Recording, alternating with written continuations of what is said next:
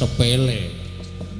Nanging berkasaan iki bangsaning berkasaan iki kalah sampurna karo titiang Gusti sing wujud menungso. Nek nganti menungso kalah karo bangsaning jin bangsaning berkasaan ino ucapane. Iya, syukur kowe menang karo Jaramaya, menang. Ndak sawasko kene Jaramaya nganti wadyabalane kabeh bubar mawut ora karo-karuan. Wedi karo aku kok ni. Iya. Ha iya. Wah ngono kok njur pamere wedi karo. Terus karemu piye? Kang, aku kok malah duwe penemu liya. Penemu piye? Perkara Siwa Duryudana ora usah doyak, mesakake. Heeh, lah kene kowe duwe rasa melas. Iya. Terus aku kok malah pengen dadi ratu ning Dandang Mangore ya, Kang. Kowe iki ora edan. Kowe ora edan, iki kayangan lho, ora peduli. Pancen tak jarak niatku nggonku dadi ratu iki nggorekake jagat sarta gawe. Bingunging para Jawata. Terus aku tak lenggah ana ing pelengganing Eyang Pandya Betari Durga. Ning kene iki bakal tak dadekke negara. Ora disebut kayangan ning disebut negara Dandang Mangore. Wah, niku senengane kok malah dolanan sing bab sing nyemelangi to. Wis ora usah wedi to. Ya wis aku manut ayo. Mlebu ning kayangan Dandang Mangore. Neng kono mesti ana sandangan mengko dienggo wong loro men aja ketok nek wis anggeni karo Antasena. Aku ratune, kowe patihe. Yo, manut karo cah gendeng iki wae aku.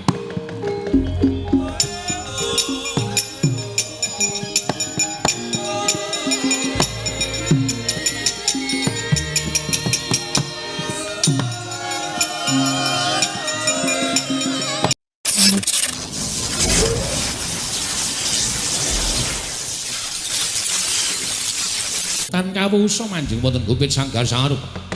Nenogan nukut sapunalika semanten Raden Wisanggeni itu Raden Antasena ingkang mlajar sampai hari Amartino.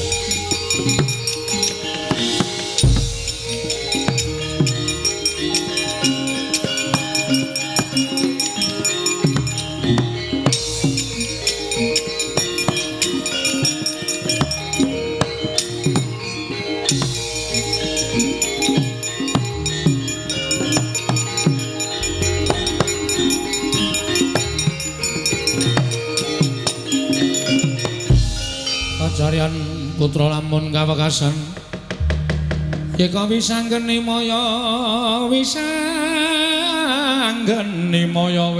Pradenta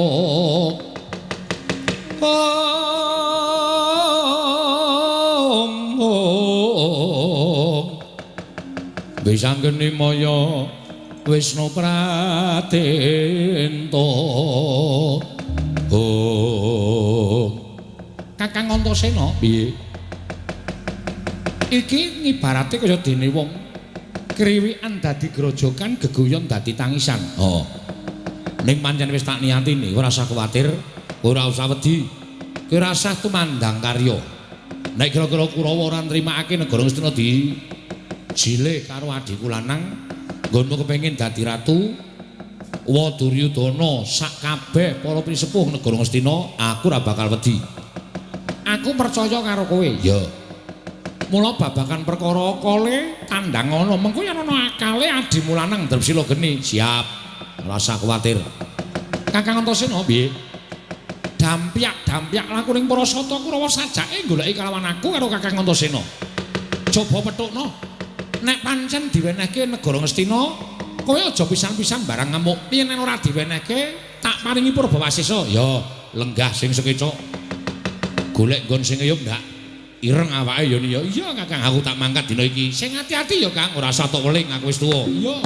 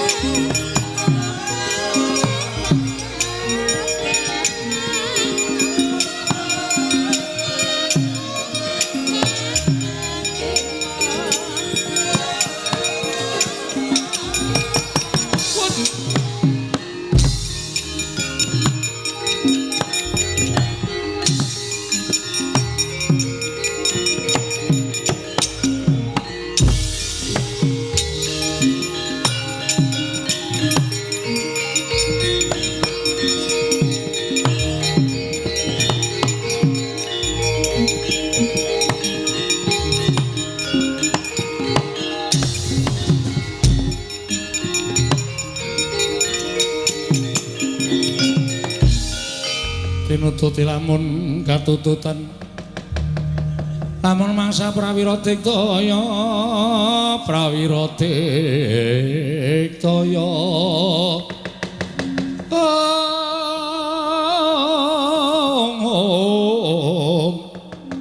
Ronanggono magawe gelari rawang bang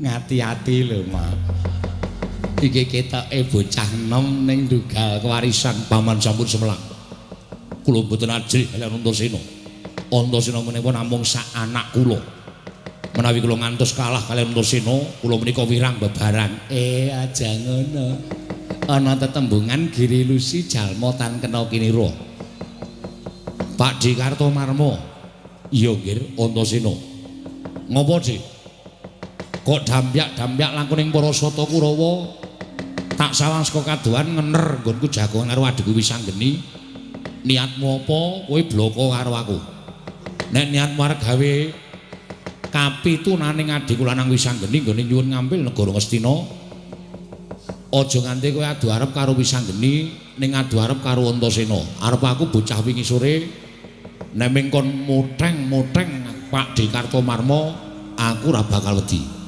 ngandel ora ngati-ati lho Mas aku wis ngelekke karo kowe nek perlu mburi musisan iki kon motol ndase kok piye apa aku ora ngapa-ngapa ora urung ya ora wani kok Wisanggeni bali apa ora Antasena gelem bali adikku lanang nek wis entuk diparing ngampil negara Ngastina lho yen ngono nekat wis dadian teping adikku lanang wani karo Pak Di Kartomarma sing tak wedeni apamu ora minggat tebak dadamu kene marganing patimu kene Pak Di nek arep kewirangan karo anakmu lanang aja isin lho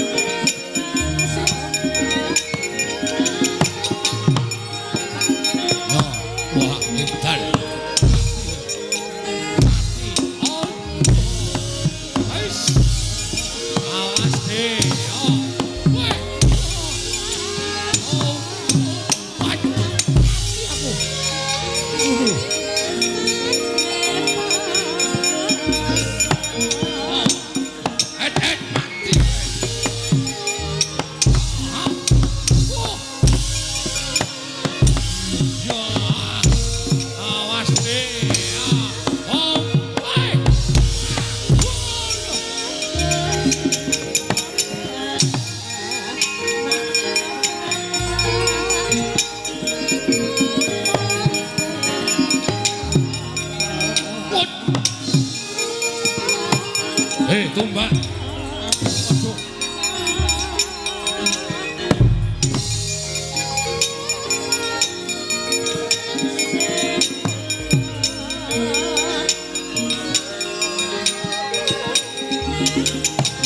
mati.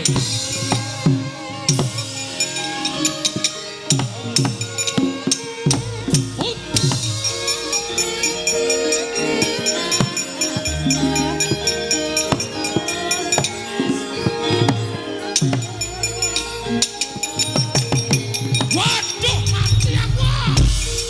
Ayo, apa ora?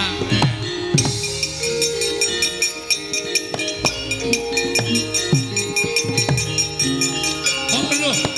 Wah, mati aku. Minggir.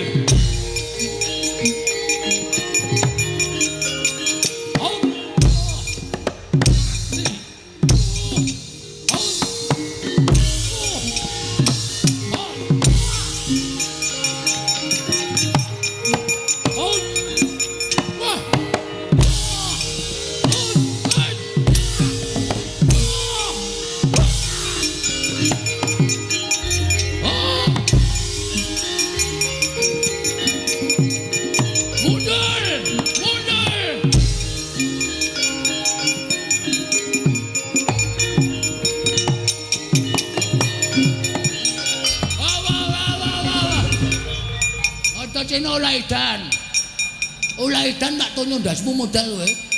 Kalau wong tua kok sak kepenake dhewe. Pakde.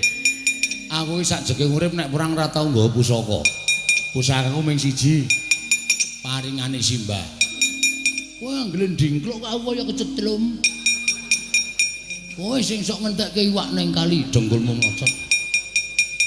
Ayo kowe apa aku sing tekane pati. Olah aku kok gumun kowe iki jane pucakane apa kok iso ngidape. We. Antasena olah edan. Nyetlum. Iki daya kekuwataning sungutku iki.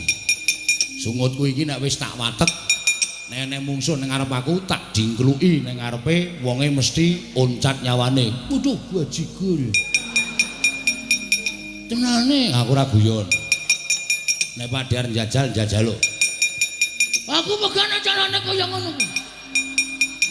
Ulah ndingkluk, nek wani ulah ndingkluk. Iya. Adu atoting balung nguleting kulit. Iya. Inget jawab tak turuti. Ayo, aku wong tuwa le. Bapakmu kowe kalau aku nyembah. Arep aku cilik, bapakmu nek nyeluk aku Kakang Mas, berarti aku pakdemu. Ya. Terus ngopo? Aku aja dienggo cemblono aku mau. Celius. Ya. Bareng ngantem-ngantemo. Tak antem tanganku ora jebol jajamu megulu karo kowe. Nek ngapusi tak setrum awakmu. Oke. Sing dadi nyatane nyo. Cemplok, semplok. Cemplok, semplok, cemplok. Dadamu nyo. Hai. Piye? Wedan. Kowe gak sesek ora? Mumet ora? Waras awakku elok tenan. Tak pindhoni terserah. Modal. Tak ping telune nyo sakarepmu. Modal.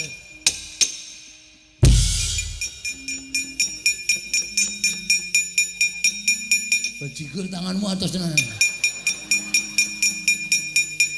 Mak tiang pet gak welo apa-apa. Wah gitu. Antacena olah edan. Bola nggon cangkem.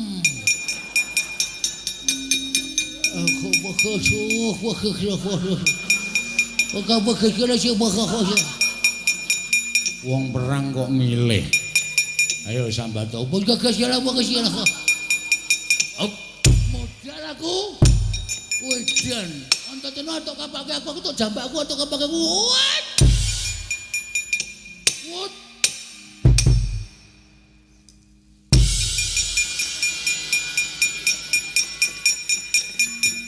Bubal.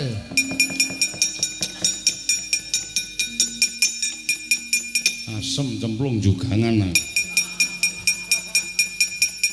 Mereka arep ngenjloki Pak Gedhe Durma Ganti malah kesio-sio. Ayo, sapa sing arep maju?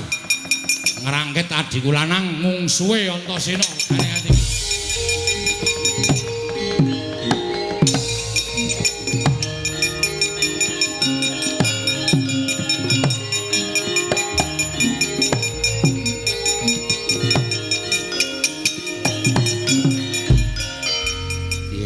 Aku wis ngomongi karo kowe ta. Antasena ki ra kena disangga entreng. Ndekno kowe kok isih gleleng. Paman, kula niku makne gedhe. Nek nganti kalah karo Antasena kula izin. Saiki arep omong apa kowe? Bocah pancen saya gedhe saya digdaya. Lha wis ket biyen. Kula sumanggaken, Man. Remuk awak kula. Antasena nggunakake daya kekuatan. Kula nggawa tumbak. Kula tumbak kiwa endo nengen, kula tumbak nengen endo ngiwa. Terus Antasena ndingkluk teng arep kula niku awak kula kaya kesetrum. Pirang ewu bot keder kabeh. Kae daya kekuatan sumute. Kae sumute nek diwatek aja kok kowe dinggo ndingkluki gunung kowe jugruk. Napa nggih? Kowe domongi kok. Kula semanggaken. Bejak lho, Man. Satama nggih. Elok tenan. Wah, tangane antepe ra jamak-jamak. Ingin ku talia ambiar. Piye, Dur? Lemuk, Man. Remuk piye? Lekae kula niku arep apik-apian kali Antasena. Ayo Antasena adu-adu sing balung kula teng kula tak tonyo niku gak apa-apa. Sapa? Antasena. Kula pindhani gak apa-apa ping 3 sam. Duantem rai kula bles. Kowe ya ora apa-apa padha digdayane. Sing ngomong sapa? Gletak kula. Weh, kowe gletak jambak lambut kula. Talik yes. Antem gencengel jejet kula mlumah candak duantem nggon cangkeman bles. Plotol. Hah? Plotol. Kangge ra cetha tak karap ndasmu.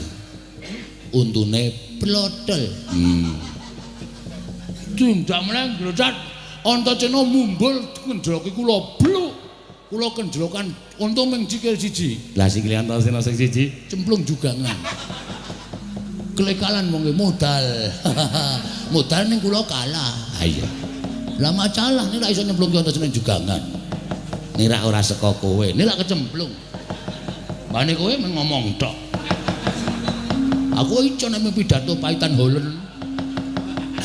Kula Antasena cekel, kula Antasena cekel. Nyatane sampean mbok sekali-sekali maju. Maju sekali-sekali.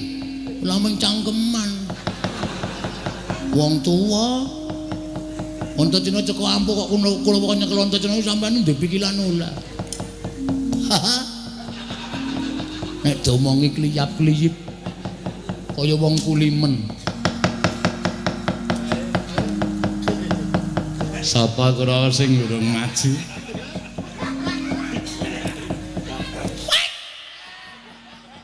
Watak-watak. Citraksi. Nggih, Man. Arep maju apa? Nenek kula maju sing kiper sapa? Moh aku rasah lucu sik to. Sing apik-apikane ngomong suwe. Antasena. Wah ta. Suramrata Jayamrata imbang yen padha-padha. Antasena bayi wingi sore, Man. Nenek nganti kula kalah konton nyembah selawe tahun. Maju rasa kowe.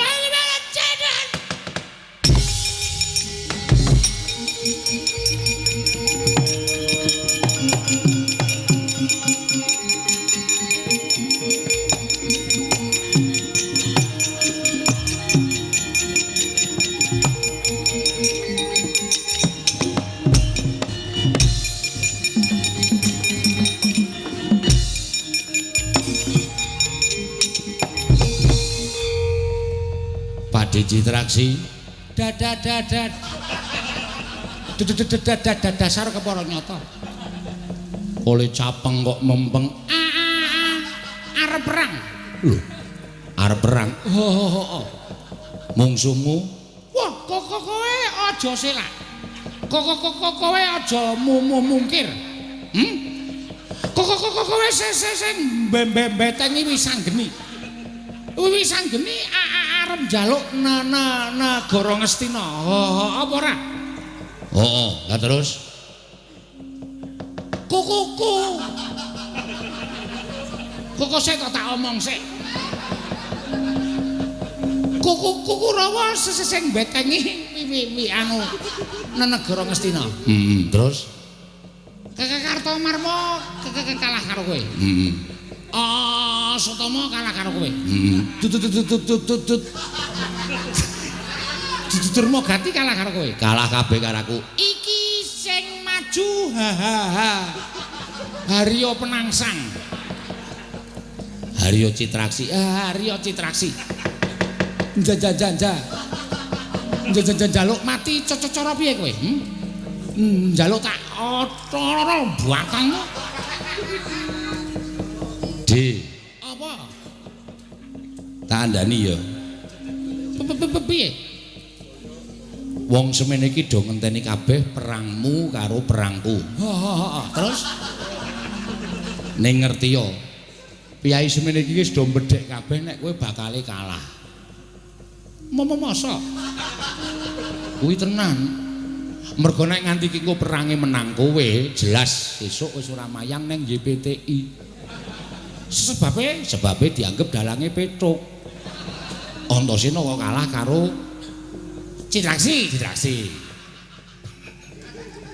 Ning nek menang aku, iki wong semene iki wis do iso mbedhek kabeh. Nek menang kowe mesti esuk ora ditanggap. Nek dalange ora ditanggap kowe ora pentas. Iya ya. Iya.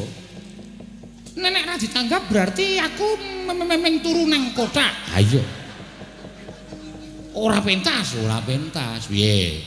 Neng turu neng kotak selawase nganti jamur apa pilih pentas? Lah yo jelas pilih pentas. Nah, nek pilih pentas mulya wae rasah perang. Ku nek menang kowe ndak malah ora ditanggap. Betul.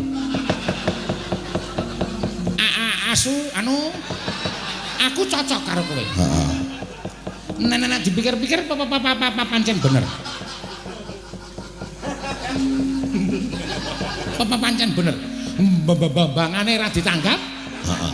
Rak ulung aku mulih ning cocok ditanggap meneh. Mesti ra ketanggu setahun meneh, burung tahun meneh. Oh, iya. Oke.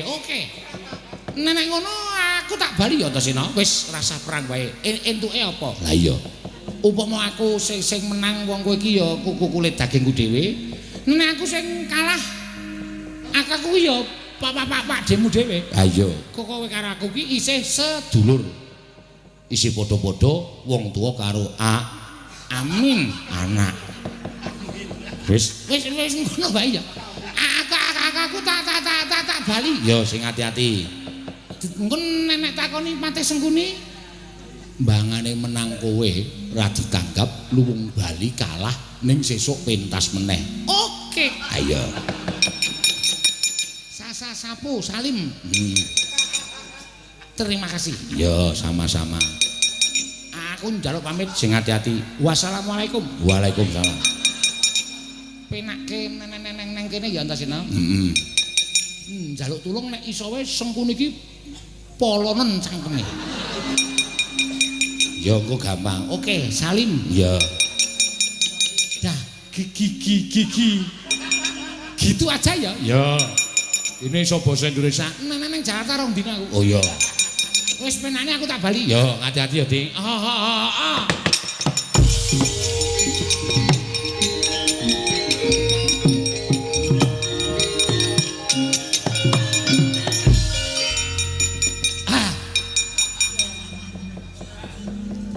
Piye, Cit?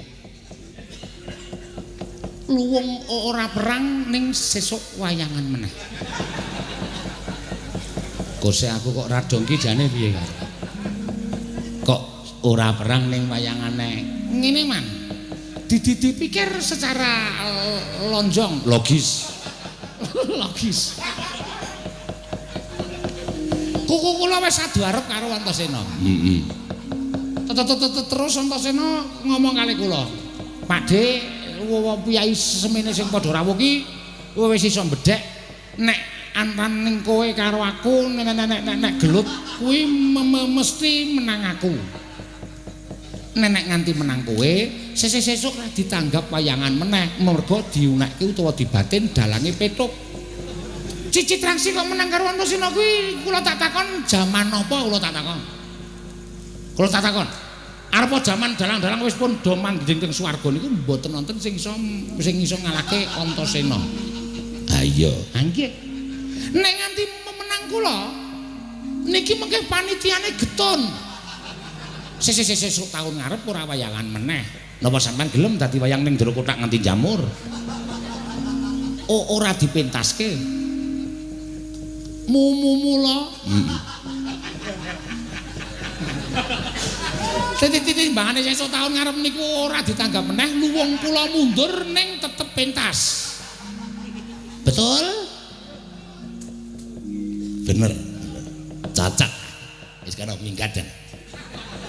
Kok sampean kaya lara ati? Ora lara ati ning jebul kowe iki pekok. Kowe tak omongi ya, kowe tak kon maju ki mungsuh Antasena. Popon ketemu. Lah iya. Rika omong nek menang kula niku ditonton masyarakat ora apik tur ya ora dadi conto sing apik wong angkara murka kok menang karo wong apik. Mula luwe becik mundur ning tetep pentas. Begitu? Oke. Ora besengat-besengut, Mas. Iya, wis ana minggat aku serak mumet nyawang kowe. Wong niku digoleki apike. Nggih ta? Antasena ya bener. Ha iya. Antasena ora luput. Iya. Bener. Heeh.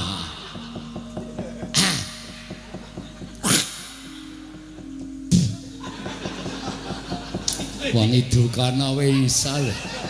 Kok didokke ngarepe wong tuwa lho. Kaya ngece kae. Sosori. Iya. Rumangsaku kok ora. Nun. Rene le.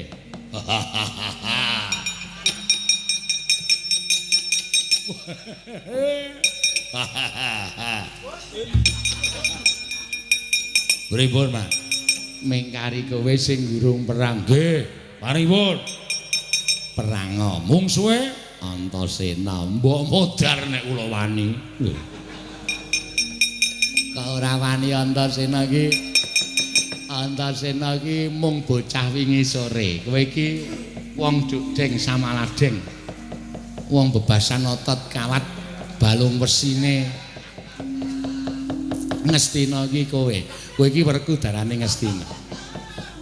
Wani to karo Antasena. Oh, delok-delok.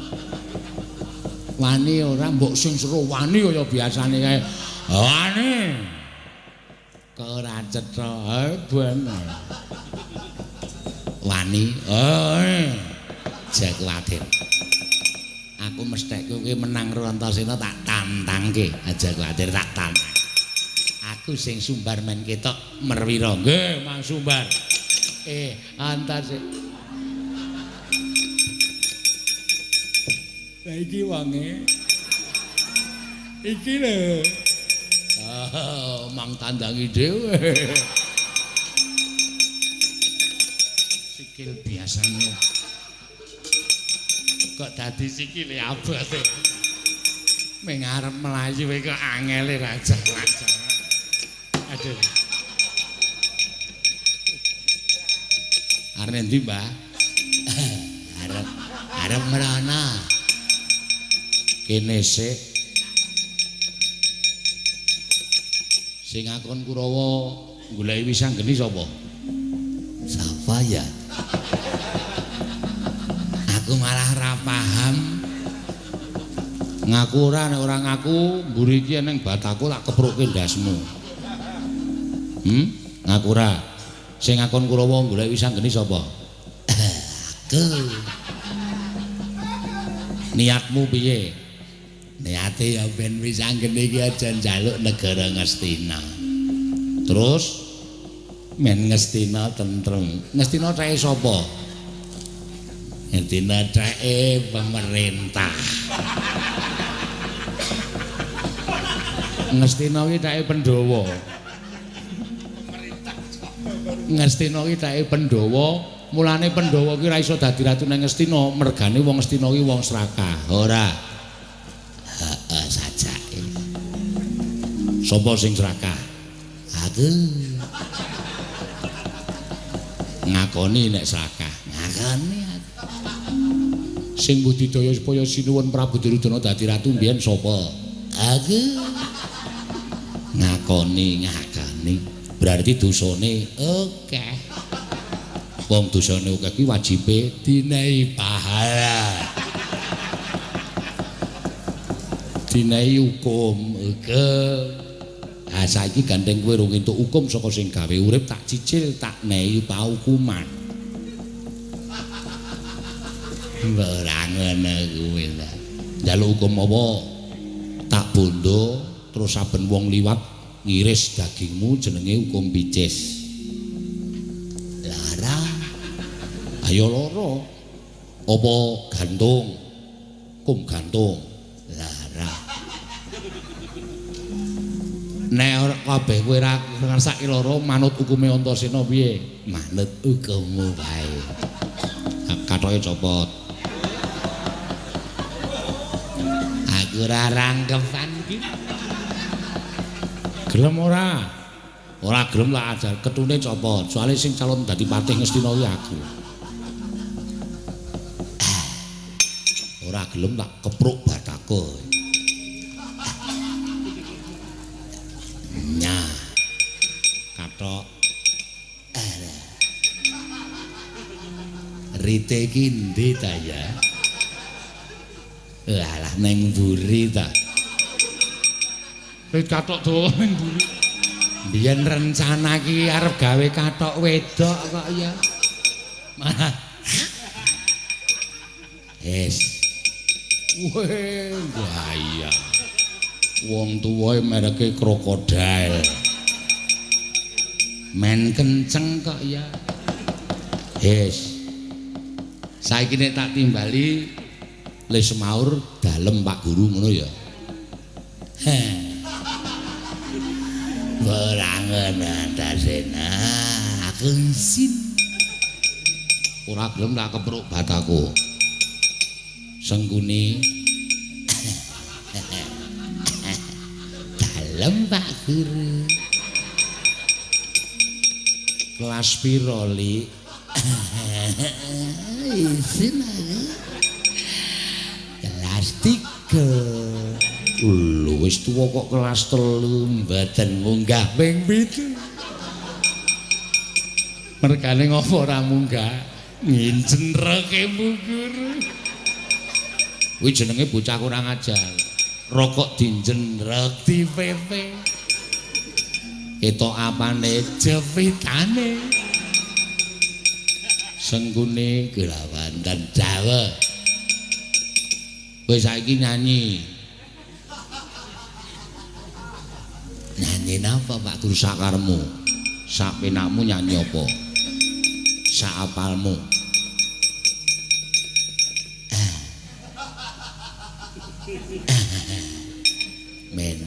Mentak. Ya, wis.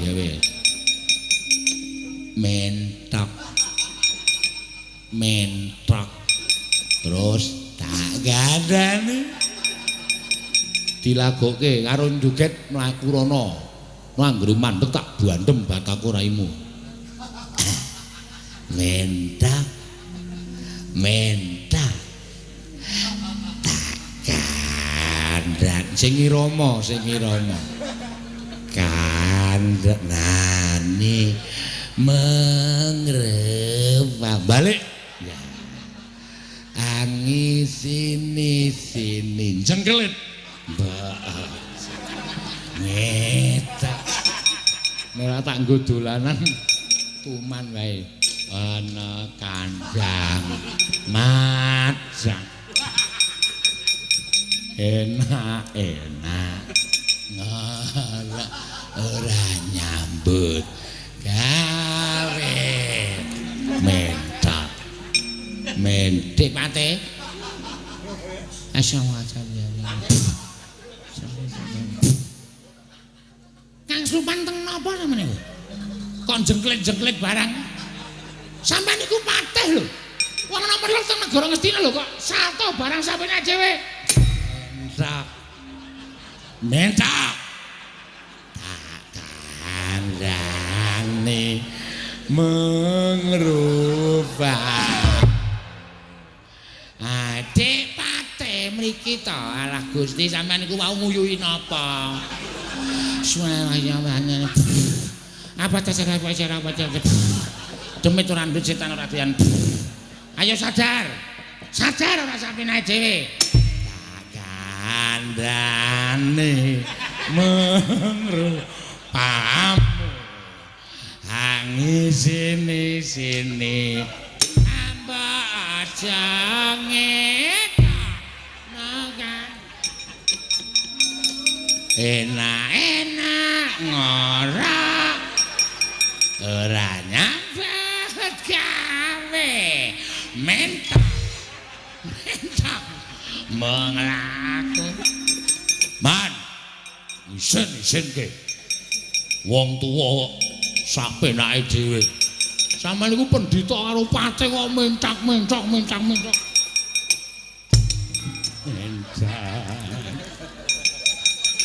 tak kandhani tak kowe lah kok sapa-sapa kok dibandemi sapenake dhewe ora endi mau menungsane mau wah cah edan Antasena kowe mbebeta paman Sengguni karo Bapa Durna waduh mati aku ayo amuk kabeh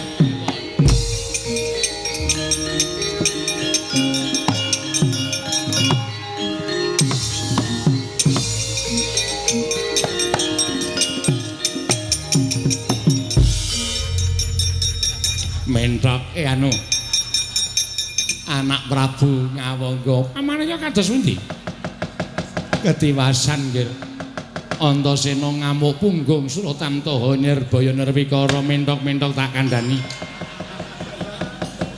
menawi mboten panjenengan ingkang tumandang karya menika mboten badhe rampung perkawisipun nggih mung lakumu menika prameba pamannya kaya menapa aduh ger kula dipun paeka dening Antasena ketiwasan ger menawi mboten panjenengan ingkang nandhingi Antasena menika mangke mboten badhe rampung-rampung mentok-mentok tak kandhani mentok pun kula sumanggaaken kula sumanggaaken anggering paduka badhe ngisah dhateng Antasena saya badhe mbedhah negari Ngastina mong lakumu mrene ana kandhang wae ger Antasena wong edan mung tuwa-tuwa digandolaken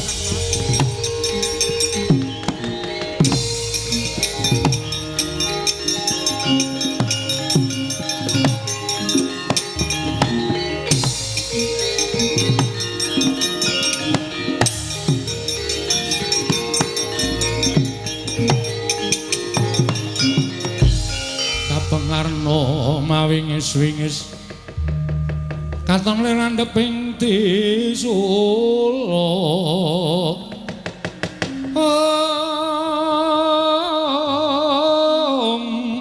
Netra Marakota ler kabaranan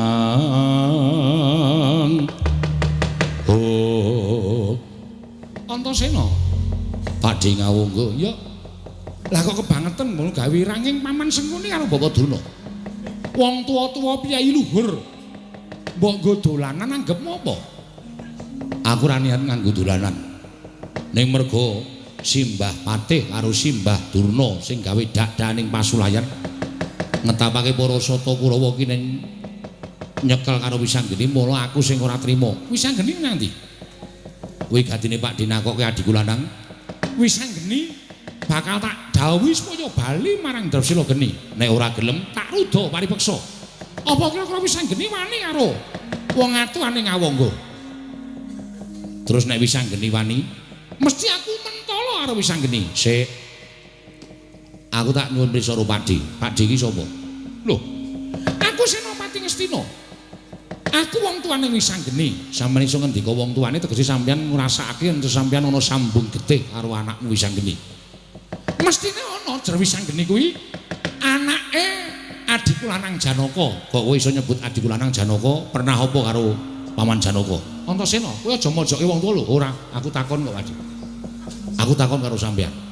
Kok sampean iso ngendika adikku lanang Janaka kuwi janjane sampean ana sambung apa karo Paman Janaka? Antasena.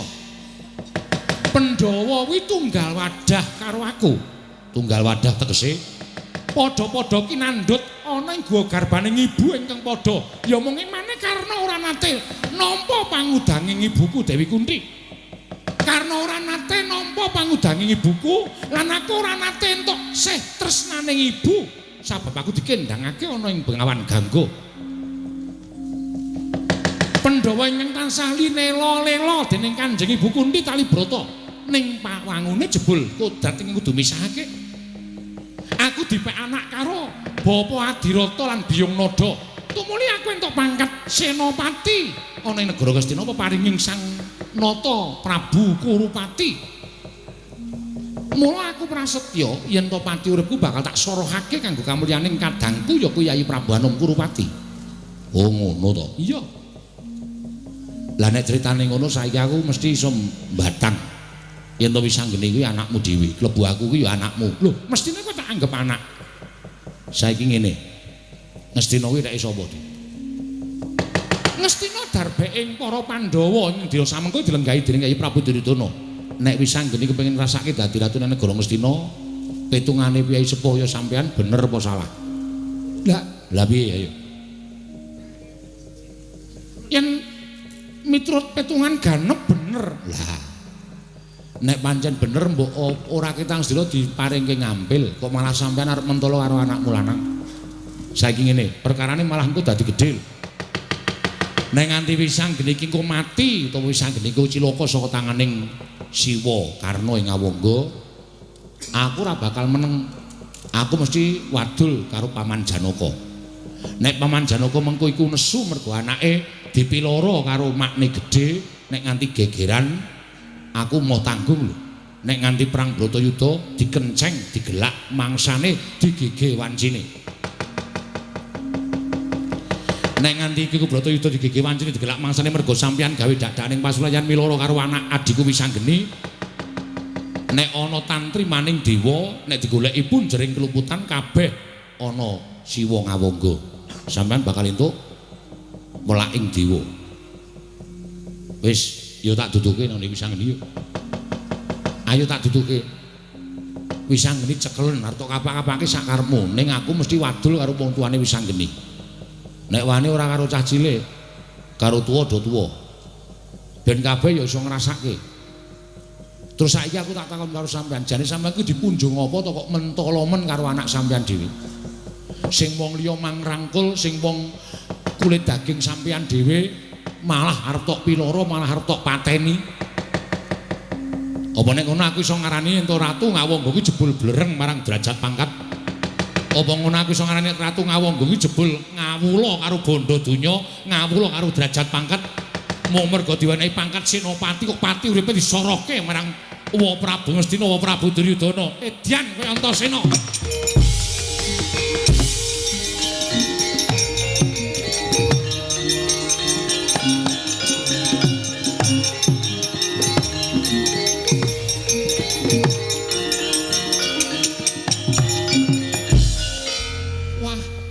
Rungokke saka kono jan pinter tenan kowe. Usah omong. Kene sing mikir kono lenggahan, mengko sing dadi ratu kono. So wae nang ya ijel ya bener. So wae aku name ngalem kaya ngono. Aku matur nuwun ya Kang, ya padha-padha. Jenenge wong tuwa ki labuh karo adike wis direwangi kaya ngene iki. Lah iya. Terus piye iki? Arep diteruske ora mandeg tekan semene. Yen nganti Nalendra Ngastina iki mengko ngoncati negara Ngastina, sirku ora bakal niat dadi ratu nek urung ngrangket Ratu Ngastina. Ora jane niatmu piye to? Niat mikir dadi ratu kok ngrangket Ratu Ngastina. Loro-lorone supaya nggonku dadi Nalendra langgeng bisa tak aturke marang para Pandhawa. Oh, naikan.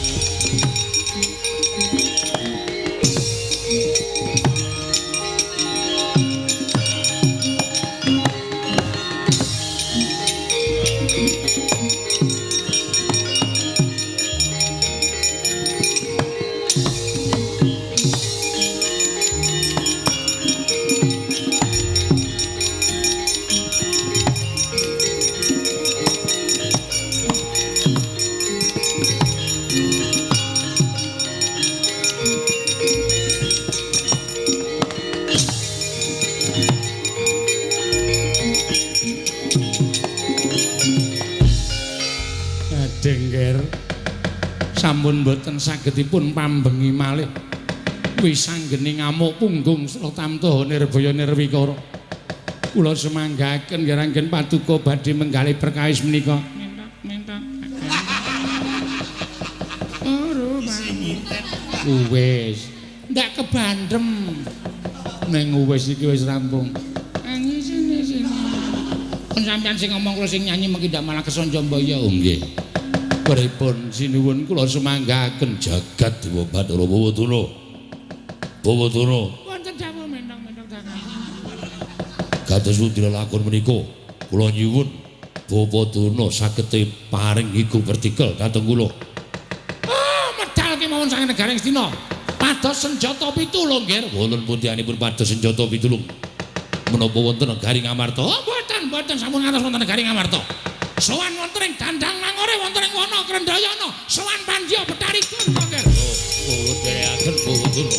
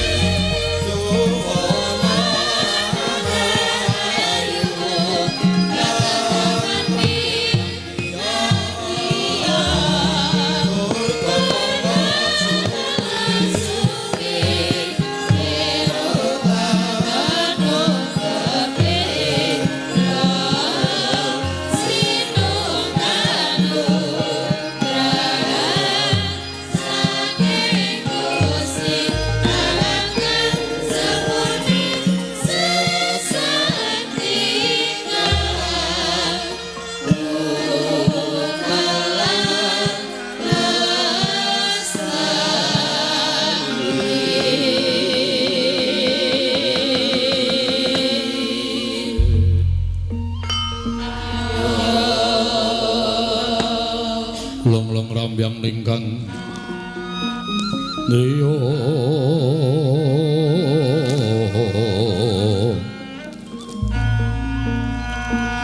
Leriwang Condro Katawengan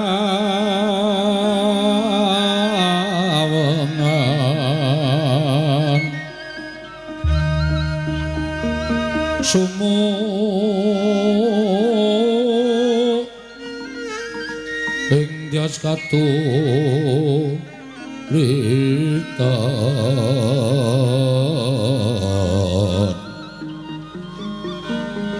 limut kapyataning rojit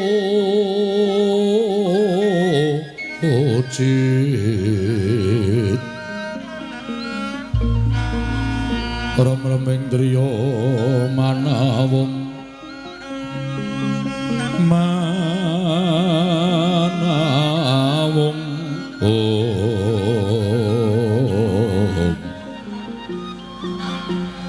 kekuwenging wang wisesa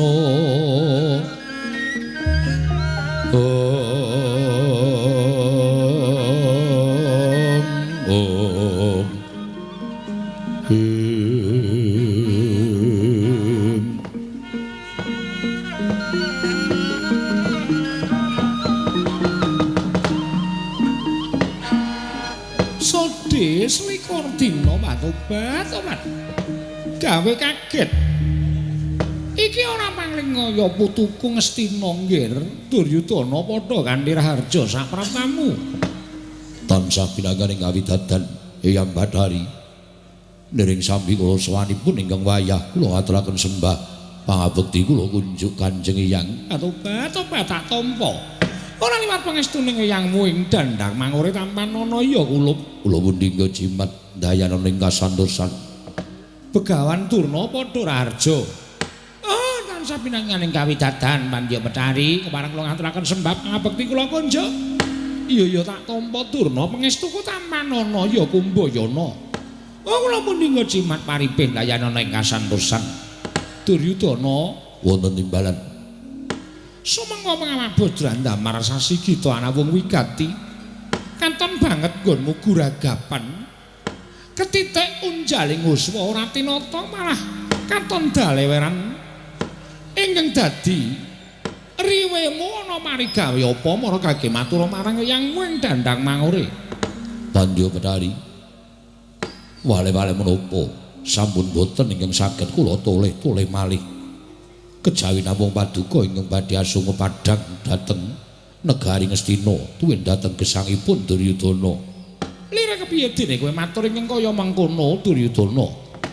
Mugi andhatosna ing kawuningan mrawi boten saking pambiyantu paduka tartemtu negari Ngastina sakmangke sampun bedah. Negari Ngastina sampun bedah lan dipun kukup dening panjalmaning mungsa. Sababe apa dene kowe matur ingkang kaya mengkono apa kira-kira negara Ngastina kuwi ketekan marang muka ing badhe anjungkeng marang kawibawaning putuku Ngastina. Leres pangandika paduka. Tobat. Soroh nyawa wani bakal gawe geger negara Ngastina. Sapa ingkang wani bakal njudak marang lenggahing putuku Ngastina Duryudana? Mboten sares kejawi namung wayah paduka piyambak. Inggih menika lancur Pandhawa. Satring Drepsila geni anak kula pun bisa geni kaliyan pun Antasena. Pandya Betari kacarios nalika semanten bisa geni atur nawala dhateng wayahing Ngastina. Bilih piyambakipun kepengin sanget lenggah dampar ke Prabu Ngastina boten kita ngamung sak kedheping paningal ngraosaken dhateng tilaranipun para Pandhawa. Dumadahan bisa geni sowan wonten negari Ngastina. Monggo nyatanipun kula cukeng boten maringaken negari Ngastina dhateng pun Wisanggeni. Samangke Wisanggeni barang amuk wonten negari Ngastina dipun biyantu dening kadangipun inggih menika pun anak kula Antasena. Wekasan sedaya senopati Ngastina sami kasoran mangsa Wisanggeni. Pandya Betari malah sakmangke anggen kula lumajar saking negari Ngastina sowan wonten ing Dandang Mangure. Mbok menawi Wisanggeni ugi ngoyak dhateng pelajaripun ingkang wayahipun Ngastina. Kula nyuwun senjata pitulung tumbak kenceng supados paduka Pandya Betari saged ngasoraken dhateng pun Wisanggeni menapa dene anak kula Antasena. Pandya Betari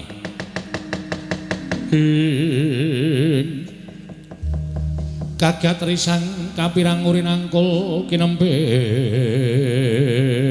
kempit dosang reknaning bawana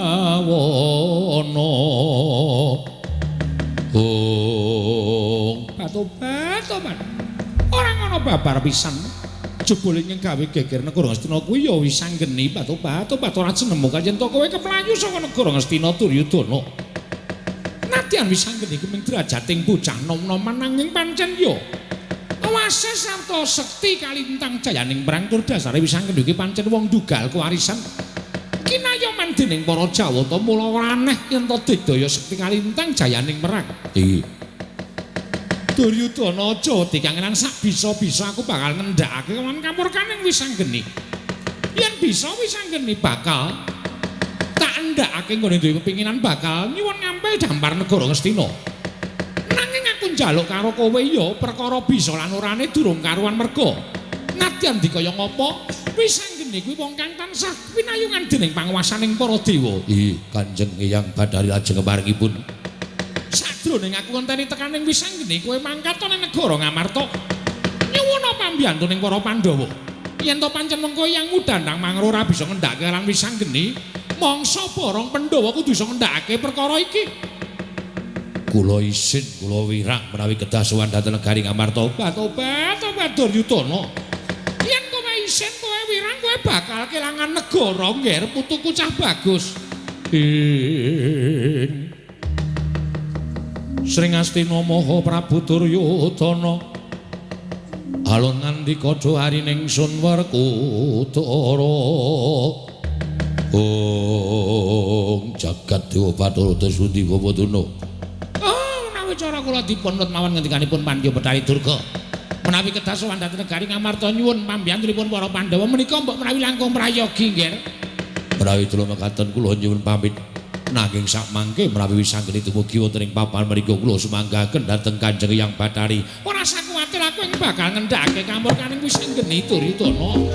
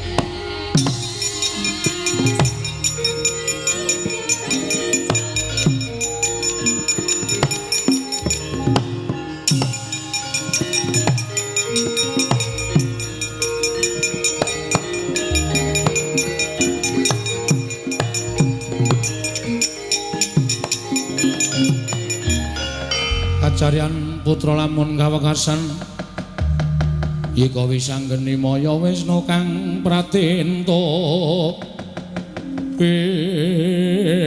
wisanggeni maya Wisnu pratinta iki kaya putuku wisanggeni Eyang Bathari Durga ya aku ingkang sowan ning Dandang Mangure aku sing sowan ning Dandang Mangure ya Tobat karo Antasena. Heeh. Kuwi gatine apa dene kadingaren Janur Gunung dene kowe sowan ning Dandang Mangure. Apa ana perlu ingkang wigati wisanggeni? Ora duwe niat duwe wigati karo Kanjeng Hyang Pandya Bathari Durga babar pisan ora. Mung aku mburu karo beburonku.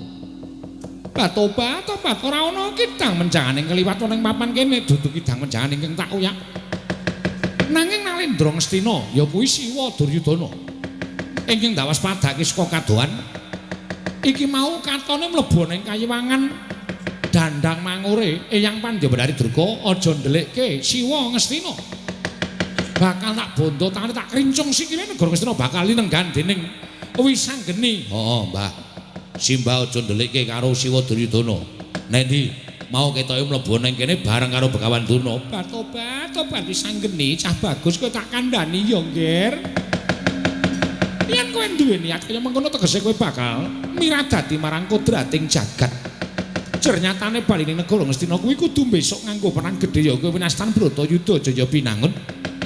Yen kowe njaluk Negara Ngastina bakal mbok lenggahi minangka Nalendra Negara Ngastina iki mengko bakal gawe geger kayangan. Aku ora peduli. Awase yen Eyang Bathari Durga ora nuduhake menyang didununging Kanjeng Duryudana aku ora bakal petung-petung sampean sapa. Nek perlu sampean tak katutke dosane Tobat Jaramaya. Wah, gaglak lipat.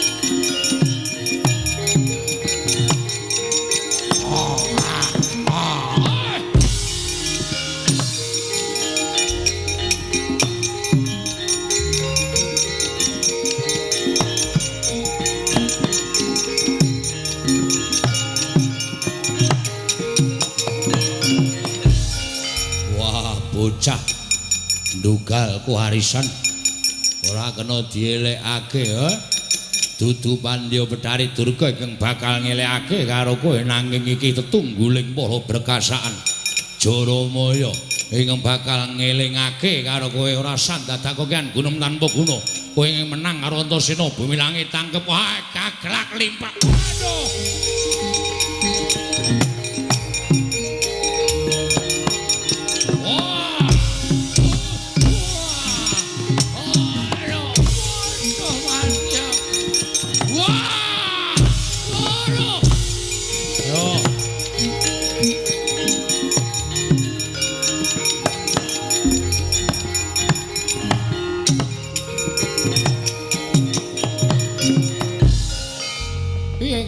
sepele. Nanging berkasaan iki bangsaning berkasaan iki kalah sampurna karo titiang Gusti sing wujud menungso. Nek nganti menungso kalah karo bangsaning jin bangsaning berkasaan ino ucapane. Iya, syukur kowe menang karo Jaramaya. Menang. Ndak salah saka kene Jaramaya nganti wadya balane kabeh bubar mawut ora karo-karuan. Wedi karo aku kok ni. Iya iya. Ha iya. Wah ngono kok njur pamere wedi karo. Terus karemu piye? Kang, aku kok malah duwe penemu liya. Penemu piye? Perkara Siwa Duryudana ora usah doyak, mesakake. Heeh. Lah kene kowe duwe rasa melas. Iya. Terus aku kok malah pengen dadi ratu ning Dandang Mangure ya, Kang. Kowe iki ora edan. Kowe ora edan, iki kayangan lho, ora peduli. Pancen tak jarak niatku nggonku dadi ratu iki nggorekake jagat sarta gawe.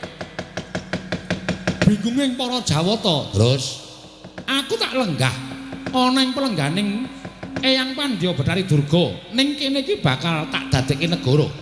Ora disebut kayangan ning disebut negara Dandang Mangure. wah, niku iki senengane kok malah dolanan sing bab sing nyemelangi to. Wis ora usah wedi to. Ya wis aku manut ayo. Mlebu ning kayangan Dandang Mangure. Neng kono mesti ana sandangan mengko dienggo wong loro men aja ketok nek wis sanggeni karo Antasena. Aku ratune, kowe patihe. Yo, manut karo cah gendeng iki wae aku.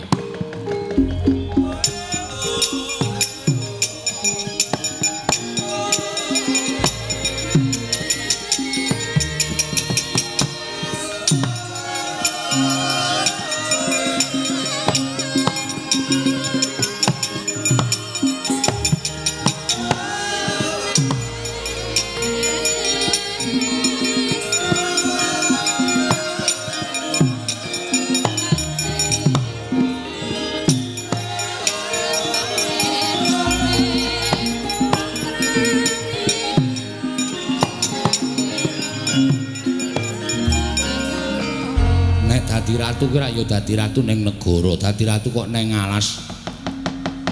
Arep kene iki alas nang kene iki kayangan Dandang Mangure luwe menjila dadi ratu ning kayangan mbangane dadi ratu ning negara. Yo, sakarepmu.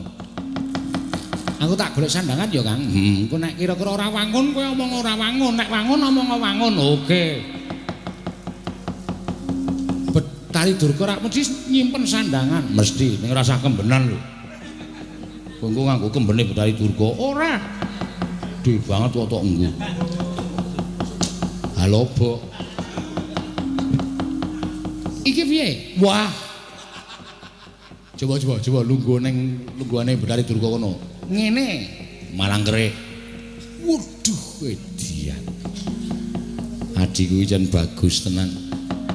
Nganggo sandangan kaya ngono ya wangun tenan. Iya. Ning iki kuluke rada lobok. Ora apa-apa. Rasanku ki obah ndak jiglok kuluke. Iya. Lah biasane diganjelono kacu nggon cengel. Nek ora ono ya tisu basah. Tenan dlewer. Wis. Lah saiki aku genti kowe arep wujud apa? Wah aku bingung ini, aku ki dadekke apa-apa ora tau wangun. Wis to, gek wujud patih ngono men ketok aku ki ndek patih men resmi nek aku dadi ratu. Oh iya. Lek sandangan ya. Iya. Sandanganing berkasaan ki saanane. Iya sakarepmu. Ning sing wangun lho. Iki piye? Ora seneng aku. Hah? Ora seneng mah. Aku kok dadi rupamu kaya gombloh kaya ngono. Cangkeme kewer-kewer kaya. Ya wis tak ganti. Wegah. Sing apik. Heeh. Ha iki do nendi to wayange iki, Mas? Jenggoten barang ora. Nah, wah kuwi wangun.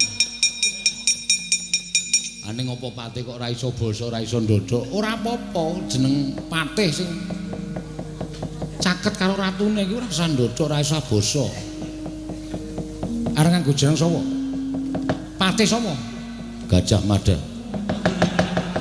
Tak cocok lho kuwi senengane Sembrono. Aku arep nganggo jejuluk Kakang Antasena. Ya. Prabu Wisageni ya Nalendra Prabu Candrageni. Wah apik nih.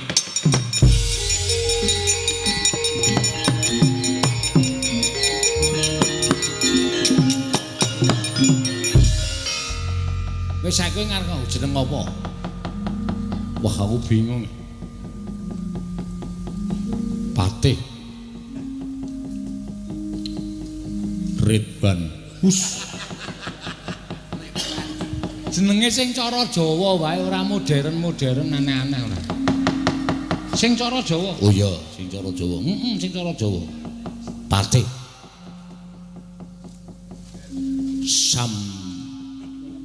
Samuel. Kuwi ya cara anyar. Di sapa ya? Ene dilangi dadi Patih Samul. Hus. Ngawur wae.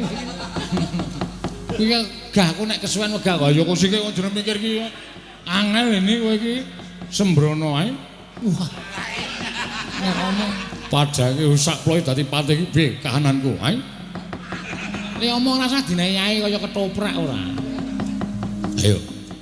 Aku nganggo Patih Nata Praja. Nata Praja. Heeh. Men ana sing padha Rumeksa Praja. Rumeksa Praja iki wis biasa. Sepatih bestak ngono wae. Aku mangkel nek ngono. Patih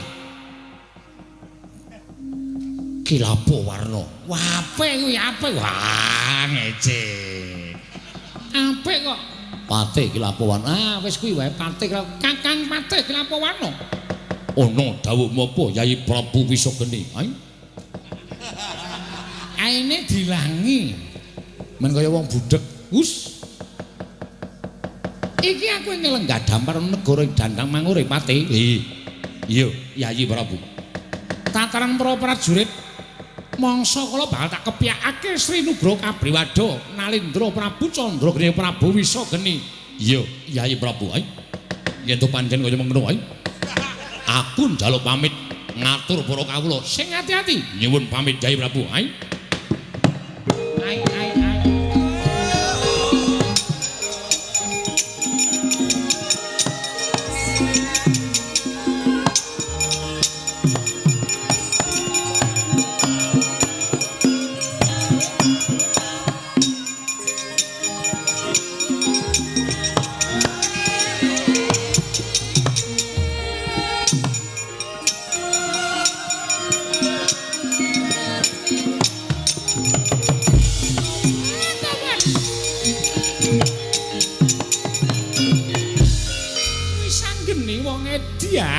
Edian.